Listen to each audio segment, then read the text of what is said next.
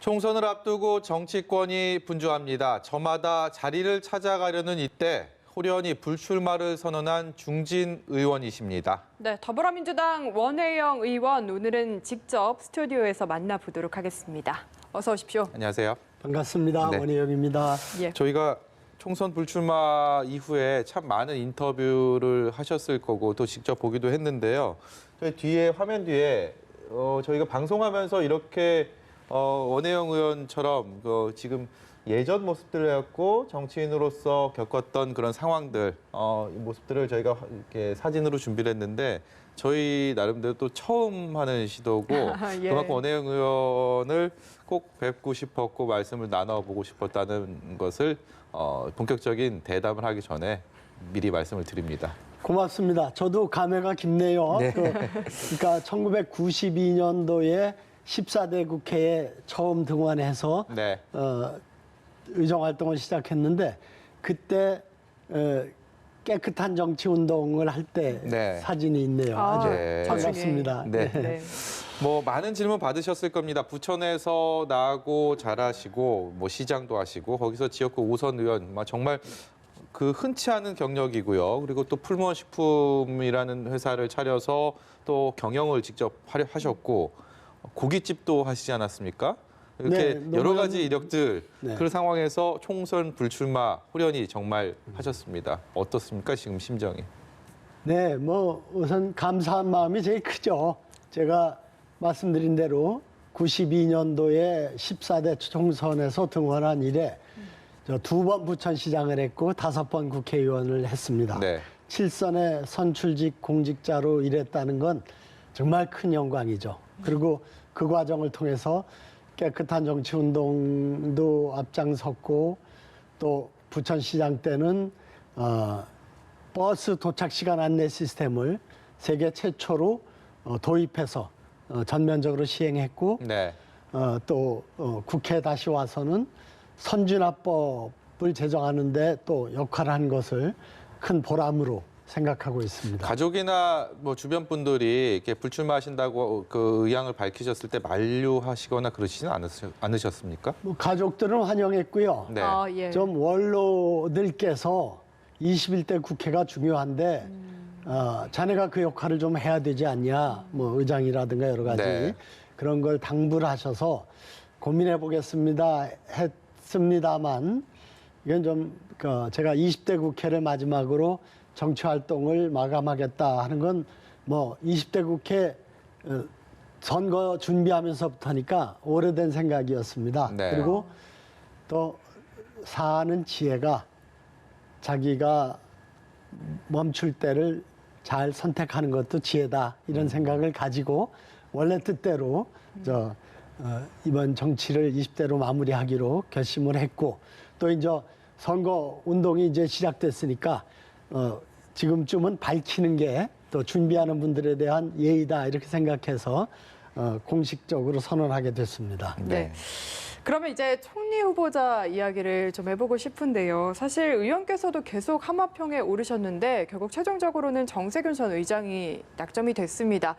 조금도 서운한 마음은 없으셨는지가 우선 궁금하거든요. 저는 뭐 정치를 20대 국회로 마무리하겠다는 생각을 갖고 있어서 그런 생각은 없었고요. 예. 뭐 그래도 그렇게 거론된다는 거는 영예스러운 일이죠. 예. 그래서 또 지금 정세균 의장이야말로 우리 현 집권 세력에서 선택할 수 있는 최선의 카드다. 그러니까 아주 잘할 사람이다 하는 말씀은 제가 단언할 수가 있습니다. 정세균 의원 관련해서 질문을 드리면 지금 하신 말씀의 연장선의 이야기만 하실 것 같아서 좀 이렇게 질문을 드려볼게요. 야당에서는 지금 그런데 삼권 분리 문제를 걸고 넘어지고 있거든요. 국회 상황도 워낙 복잡하고 지금 인사청문회 그리고 국회 인준동의 절차 거쳐야 하는데 좀 무난히 치러질 거라고 보십니까? 예, 그게 아마 처음부터 정세균 의장도 그것 때문에 그런 거론이 될 때 네. 내가 의장을 했는데 어떻게 총리를 하나 그런 얘기를 했고 대통령께서도 그게 제일 마음에 걸리셔서 직접 정세균 의장 지명을 하면서도 그 말씀을 하셨지 예, 않습니까? 그렇죠. 예. 그것 때문에 꺼리낌이 있었지만 그럼에도 불구하고 경제를 살리는 게 중요하고 네. 국민 통합을 이루는 게 아주 포기할 수 없는 과제라서 그 일을 제일 잘할 수 있는 정세균 의원을 모신다 이렇게 얘기를 네. 했고 그건 대통령의 진정성이 있다고 저는 생각을 합니다. 네, 선거 얘기를 좀 해보려고 하는데요. 선거 때마다 사실 여야 막론하고 물갈이론, 중진 용퇴론은 항상 나왔던 얘기지 않습니까? 그렇기 때문에 이번에도 뭐 변함없이 그런 얘기들이 민주당도 한국당도 나오고 있습니다. 이런 상황에서 원혜영 의원께서 불출마를 중진으로서 불출마를 선언을 하셨을 때 후배들을 위해서 본인은 물론 명예로운 결단이라고 하셨고 거기에 대해서 많은 박수를 받으셨지만 아깝다, 아쉽다 이런 반응들도 많지 않았습니까? 이런 상황에서 중진들의 용퇴론을 인위적으로 하고 있는, 인위적으로 요구하는 각 정당의 움직임 여기에 대해서 또 인적 쇄신을 물갈이로 단순히 이룰 수 있는지 여기에 대해서도 좀 여쭤보고 싶거든요. 그렇습니다. 저는 개인적으로 뭐 아쉽다라는 얘기를 들으면서 제 정치를 마무리한 건 큰 영광이죠. 예. 근데 저는 7선의 선출직 공직자로 일했습니다. 네. 나이도 내년에 국회 임기 끝나는 때 7순이 됩니다. 네. 저는 7순이면은 천만 은퇴자 시대에 제2의 인생을 새롭게 시작할 수 있는 아주 좋은 때라고 그렇게 안 생각을 보이십니다, 합니다. 그런데. 감사합니다. 네. 근데 지금 우리 국회에 네. 5선 이상 중진이 딱 15분, 그러니까 5%입니다. 네. 이 노장청에 조화가 있어야 되지 않습니까? 저는 예. 적어도 한 10몇 프로는 있어야 된다고 봅니다. 네. 근데 이것도 많다고 빨리빨리 물갈이 하자 그러면 그건 좀 어떻게 하자는 건지 좀 책임 있는 고민이 거기에 난 없다고 봐요. 어떻게 보면 정치의 실망이 거기에 보태져서 물갈이론이 자꾸 지지를 얻는데 예. 저는 안타깝지만 물갈이론에는 반정치 의식이 거기에는 밑바탕에 깔려 있다고 봅니다. 우리가 정치를 외면하면 잘못된 정치가 우리 위에 군림합니다. 네. 플라톤이 그런 얘기를 했죠. 정치를 거부하는 사람들이 받는 대가는 우리보다 못한 세력의 지배를 받는 거다 그랬습니다. 예. 정치의 주인은 국민입니다. 국민들이 정치가 제대로 국민을 위해 일할 수 있게끔 주인의 역할로서 눈 부릅뜨고 야단도 치고 격려도 해줘야지 물갈이 많이 하자라고 해서 정치가 좋아지지 않는다는 것은 지금 명백히 입증되고 있죠. 반복적으로 예. 항상 50% 이상 물갈이를 해왔습니다. 그렇다고 18대 국회가 17대보다 좋아지고 19대 국회보다 20대가 좋아지지 않았다는 건 다 또 인정하지 않습니까? 예. 그래서 물갈이가 그 말만 갖고 얘기를 하면 물을 갈아야 됩니다. 예. 근데 물고기만 지금 갈고 있습니다. 네. 그러니까 일할 수 있는 환경이 만들어지는 게 중요하지. 물은 썩어 있는데 고여 있는데 물고기만 바꾸는 거는 해법이 아니다. 이것이 효과가 없다는 걸 다 알면서도 다른 방안이 안 찾아지니까 물갈이가 반복되는 건 우리 정치의 안타까운 현실이고 네. 좀 더 근본적인 해법이 필요하다 이렇게 생각합니다. 결국에는 정치 자체가 개혁이 돼야 한다는 말씀이시고 실제로 의원께서도 그동안 정치를 바꾸기 위해서 많은 노력을 해오셨는데 떠나는 마당이지만 여전히 아쉬운 것도 많을 것 같고 좀 앞으로 바라는 점도 있으실 것 같습니다. 어떤 부분이 제일 아쉬우신가요? 예, 뭐니 해도 제가 대표적인 성과로 공적으로 얘기하는 게 선진화법입니다. 네. 더 이상 몸싸움하는 국회는 만들지 말자. 이게 국민에 대한 최소한도의 도리다. 이렇게 동료 의원 설득하고 여야 설득해서 선진화법을 만들었는데 몸싸움 없는 국회는 만드는데 성공했는데 그러다 보니까 이게 일을 못하지 않냐. 식물국회냐. 동물이 식물로 바뀐 거네요. 근데 예. 설사 그 말을 다 인정하더라도 동물국회 잘못됐다고 식물국회 잘못됐다고 동물국회로 되돌릴 수도 없지 없는 않습니까? 거고요. 그래서 예. 저는 해법을 일하는 국회를 만들기 위해서 간단한 해법이 있다. 즉 국회의 회의 규정이 엄연히 있습니다. 국회의원 임기 개시 후 일주일 이내에 회의를 열어야 된다. 네. 그리고 많은 법안 처리를 위해서 한 달에 2번 이상 법률 심사를 해야 된다. 그걸 하면 됩니다. 근데 네. 이걸 갖고 여야가 싸우고 있어요. 회의를 여냐 못 여냐. 그리고 야당이 우린 그 회의 보이콧한다. 근데 국민이 국회의원들을 일하라고 뽑아준 거 아닙니까? 그렇죠. 네. 예. 회의 참석은 정쟁거리 협상 대상이 아니라 기본적인 그 국민에 대한 국회의원의 의무입니다. 법으로 규정되어 있습니다. 예.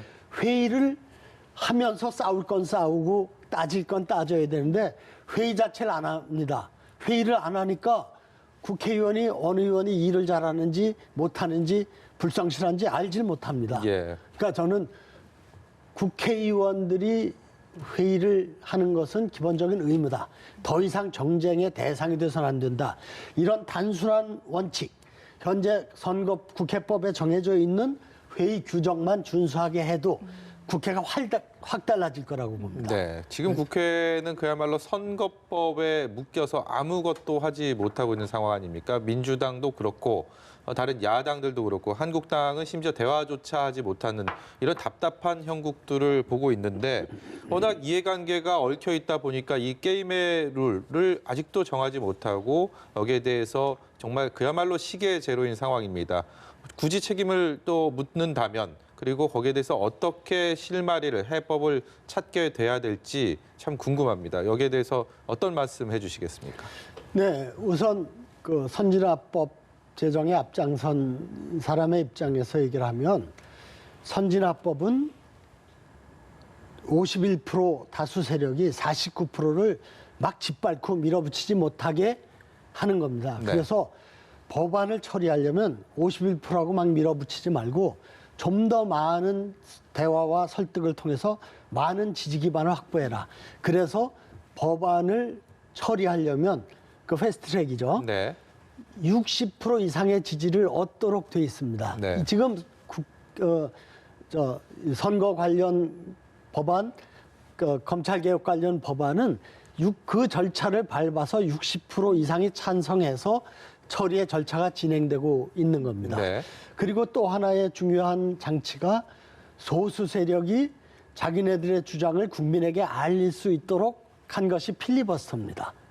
네, 그러니까 필리버스터는 반대하는 법안과 정책에 대해서 소수 세력이 그 힘이 부족해서 일방적으로 끌려가지 말고 네. 국민에게 알릴 수 있는 기회를 준 건데 지금 자유한국당은 모든 법안, 그러니까 쟁점이 안 된 법안도 다 필리버스터를 하겠다고 합니다. 네. 그리고 회의 그 일정을 네. 회기를 정하는 것까지 필리버스터를 하면 무한 도돌이표가 반복됩니다. 네. 자, 이 회기 결정에 대해서 우리는 뭐 반대합니다. 그리고 쭉 해서 회기를 끝내면 예. 그 다음에 또 다시 회기를 정해야 되거든요. 그럼 그거 갖고 또 해야 됩니다. 이거는 일을 하지 말자는 얘기입니다. 물론 그 필리버스터가 그렇게 쟁점이 아닌 사안까지도 필리버스터를 하는 게 야당이 공격하는 무기일 수는 있지만 이것은 공멸의 무기입니다. 네. 야당이 이렇게 그러면 무력화되고 그럼 국회가 마비됩니다. 국회가 마비되는 걸 국민들이 보면서 어떻게 여당이나 야당의 새로운 희망이나 기대를 할 수가 있겠습니까? 네. 그러니까 아이고 국회 없애버려라.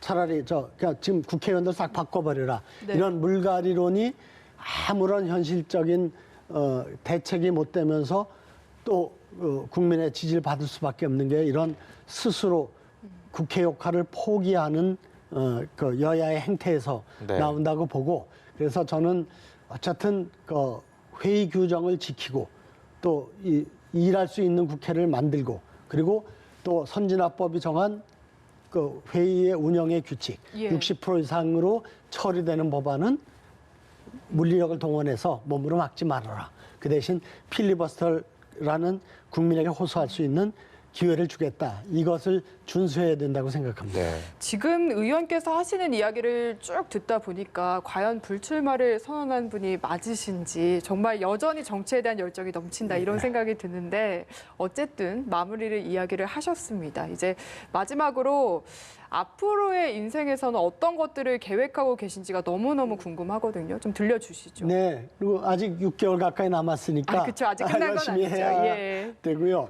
그리고 그동안에 제가 열심히 했던 그 정책이나 입법 사항 중에 웰다잉 문화 조성이라는 과제가 있습니다. 네. 예. 그야말로 1000만 노인 시대가 이제 다가오고 있는데 인구의 20% 이상이 노인이 되는 사회를 초고령 사회라고 합니다. 그게 6년 뒤인 2025년도에 바람직하진 않지만 우리나라도 올 수밖에 예. 없습니다. 네. 저는 이 1000만 노인들이 자기 삶의 문제에 대해서 진지하게 고민하고 자기 결정권을 실천함으로써 너는 개인의 삶이 풍요로워지고 가족과 사회에 크게 기여할 수 있다고 생각을 합니다. 연명의료에 대한 자기 결정권은 사전 진료 의향서로 결정을 합니다. 예. 다 아는 것처럼 내 재산을 죽었을 때 어떻게 처리할 건가? 그것은 유언장을 작성해내야 내 뜻에 의해서 내 재산이 처리가 됩니다. 그렇죠. 예. 이거를 외면하면 법이라는 것은 도덕의 가장 낮은 기준이죠. 네. 그래서 법대로 처리하는 것 겨우 바람직한 거 아닙니다. 그 밖에도 고민하고 결정할 일이 많습니다. 화장할 건지 매장할 건지 네. 네. 장기 기증을 할 건지 한다면 어떤 부위를 할 건지 그리고 장례식도 꼭 그렇게 비싼 수위 비싼 관을 해야 될 건지 이런 것도 잘 고민하면은 좀 내가 삶을 품위 있게 아름답게 예. 마무리할 수 있는 기회가 생기고 그걸 통해서 우리 사회가 좀 더 아름답고 품격 있는 사회가 될 수 있다고 생각해서 그저 자원봉사 차원에서 예. 좀 웰다잉 운동을 열심히 하려고 합니다. 네, 예. 정치인이 아닌 지금 말씀하신 것처럼 웰다잉 운동을 실현하는 일반인으로서의 앞으로의 삶도 꽃길만 걸으시길 기원하겠습니다. 고맙습니다. 예, 오늘 말씀 여기까지 듣겠습니다. 지금까지 더불어민주당의 원혜영 의원이었습니다. 고맙습니다. 네, 잘 고맙습니다. 들었습니다.